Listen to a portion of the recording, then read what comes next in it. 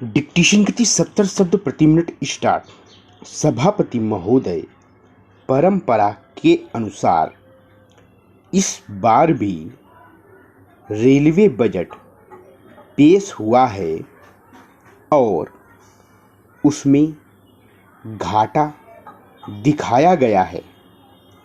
मंत्री महोदय ने उस घाटे को पूरा करने के लिए दो तरफ हाथ पांव फैलाए हैं।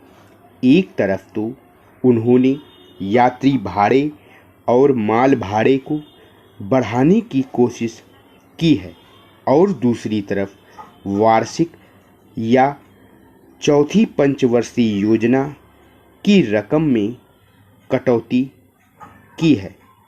जहां तक बढ़ोतरी को देखा जाए तो सारा भार तीसरे दर्जे के यात्रियों पर पड़ता है।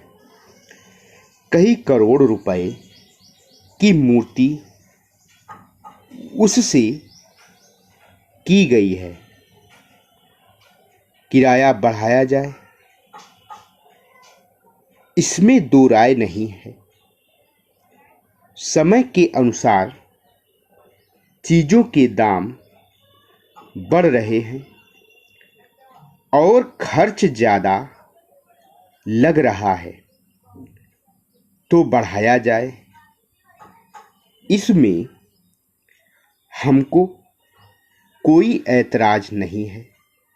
लेकिन मंत्री महोदय किराया बढ़ाने से पहले अगर सोचते कि जो किराया बढ़ाया गया है यह उन गरीब यात्रियों के ऊपर जाकर पड़ता है जो कुछ ही किलोमीटर तक के बीच एक स्टेशन से दूसरे स्टेशन तक अपने कचहरी के कामों के लिए या और कामों के लिए रोजाना आते जाते रहते हैं।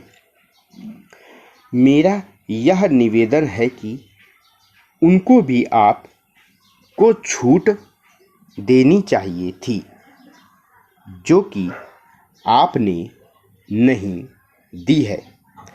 यह तो किराया बढ़ाने की बात हुई।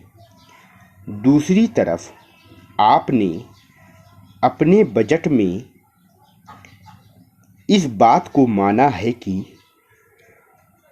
देश के औद्योगिक और आर्थिक विकास के लिए मीटर लाइन को बड़ी लाइन में बदलना चाहिए।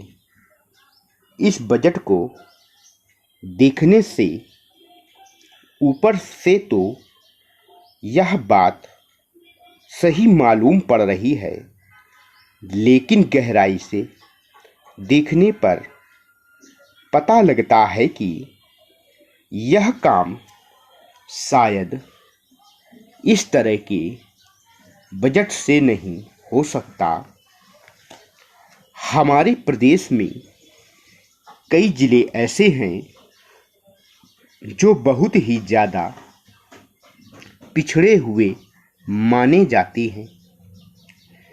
वहाँ पर वर्षों से छोटी लाइन ही चलती आ रही है।